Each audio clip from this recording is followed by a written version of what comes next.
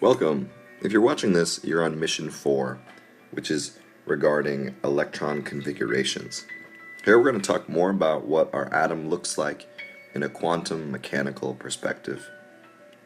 There's a lot of math that goes behind the scenes in this model, so take these results as the accepted scientific standard right now. So to begin our quantum model, remember, our electrons aren't in orbits anymore.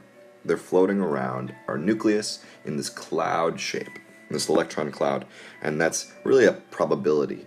So my electron's probably going to be around this darker region, and probably not going to be out here in this white region. There's a 90% chance that it's inside this cloud. We can't tell for sure, but we know there's a 90% chance. So I also have 4 types of orbitals. So the 4 types of shapes where my electrons go. First I have a s orbital. An s orbital is spherical. So spherical means that it is circular. And there's only one type. Looks like this. A sphere. That's why our atoms are spherical, because of this s orbital. Next we have a p orbital. Those orbitals are dumbbell shaped, and there are 3 types. Looks like this. Here are 3 different types. As you see, they can either be in 3 different directions. We have 3 types here. For our d orbitals, we have 5 types, and you can see their shapes are a little bit different.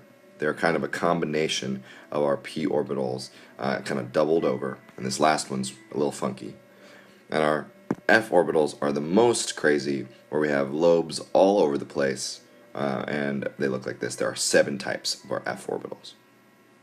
Okay, so we have all these orbitals. What next? Our electrons fill up these orbitals in a very specific order. We have rules for this. So our first rule is called the Aufbau principle. This states that electrons occupy the lowest energy first. So the lowest energy orbitals are filled in first. Second, we have the Pauli exclusion principle. This says that an atomic orbital may describe at most 2 electrons. That means only 2 electrons can be inside one orbital. Now, the last one is called Hund's rule. I call this the bus rule. And that's because electrons don't like to be next to each other, so they spread out among the available orbitals. Think of it when you get on a bus. If someone's sitting on one side of the bus, you're most likely not going to sit next to them, but find your own new seat.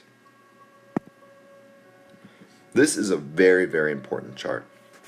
Pause the video and make sure you have this in its entirety in your notebook.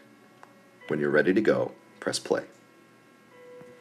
We're going to be writing inside this table very, very important numbers that will guide our learning for the next, for this whole mission. It's very important that we understand this. So we have different energy levels for our atoms, and we'll start by just labeling them here. These are also our periods on the periodic table. When we move down a period, we gain an energy level. That's also why our atoms get larger. So our atoms then, each energy level has a number of sub-levels. So I'll do first energy level 1. So in energy level 1, there's only one sub-level. The letter of that sub-level is the s level, the first one. In an s orbital, there is only one type. There's only one orbital. And remember, there are 2 electrons in that orbital. So the total number of electrons in energy level 1 is 2. And put a star in this one. These numbers on the right are really important. So let's go back and let's do for energy level 2. Number of sublevels. Now we have 2 sublevels. What letters are they called? Well, now we have S and we add P. in each sublevel, remember there's different types. So for S, there's still just one, but for P, there's 3 different types. In the S orbital, there's 2 electrons. In the P orbitals, since there are 3 orbitals, 2 in each one, I have 6. I add those together, and I get 8.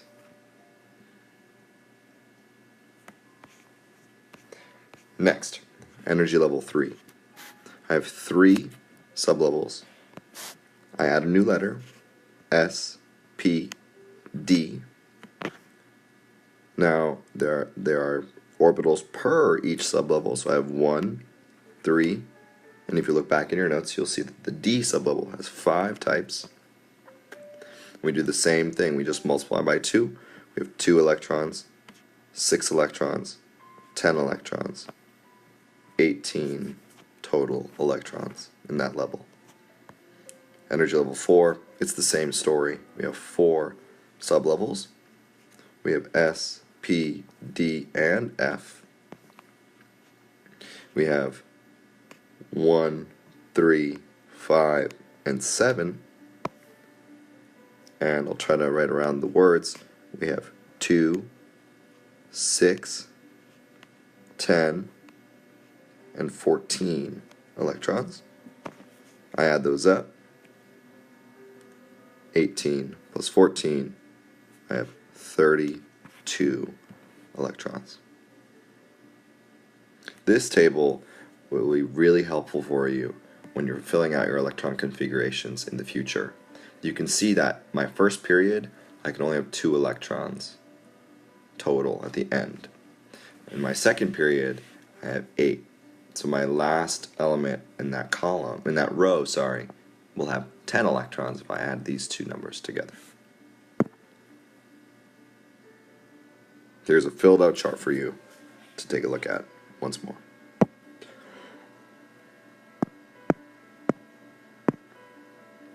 Alright, so you should have this written in your notebook. Let's fill it out to understand how these electron configurations work. So first though, an electron configuration is just a shorthand method of writing the location of electrons by each sublevel. So when I look at this first 2 right there is the energy level.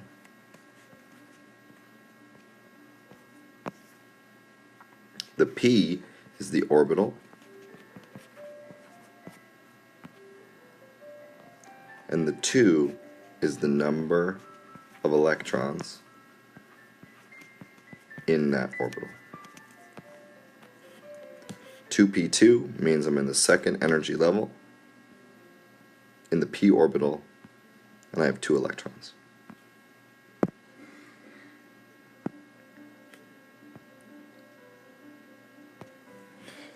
How electrons fill, however, is a little bit complicated.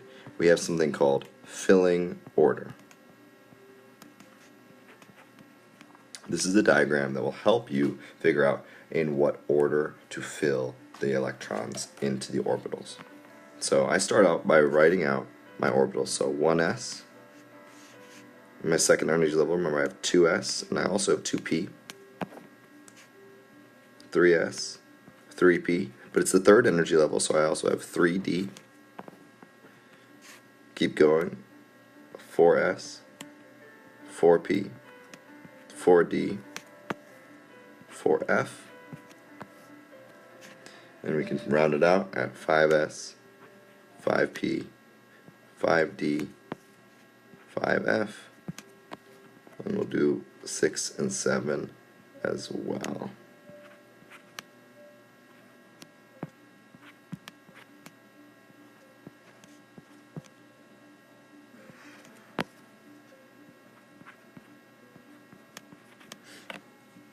I took the time to write that out so you could see how I do it, so you can do it as well on your assessments. So they fill in this diagonal fashion. So I start with my arrow. I'm going to draw an arrow here. I start with 1s. The second electron energy level that's filled is the 2s. After that, 2p, and 3s. After that, we have a little trick here.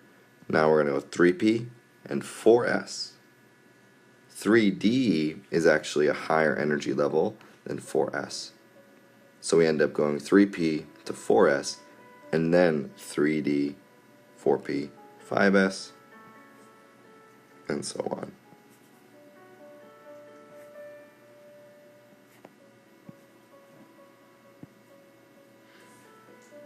So when you fill electrons, you always start with 1s, and you'll follow the red lines to figure out what comes next.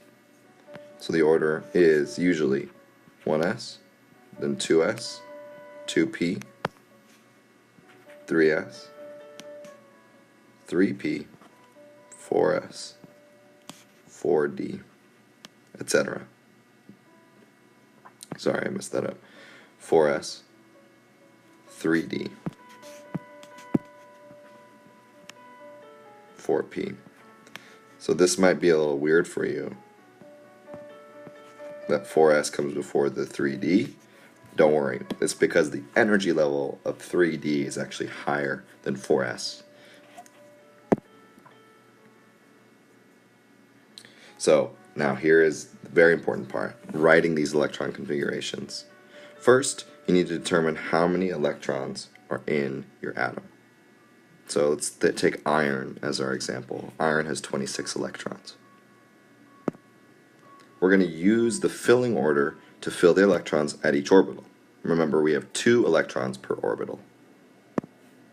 So 1s, 2s, 2p, 3s, 3p, 4s, 4d. So we fill each sublevel with electrons until we have used all the electrons. So we have 26 of them. So we have 1s2, 2s2, 2p6, 3s2, 3p6, 4s2, 3d6 to get us to 26 electrons. So if we add up all those numbers, we will get 26. Let's do it real quick. 2, 4, 10, 12, 18, 20, 26. Let's practice. So let's do potassium. So looking at your periodic table, we can see potassium is in the 4th row in group 1. So if I'm filling from left to right, I need to figure out how many electrons my potassium has. So if I look, the atomic number for potassium is 19.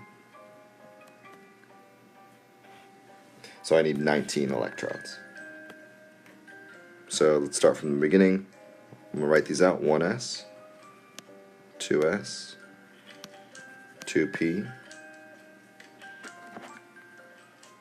3s, 3p, 4s, 4p.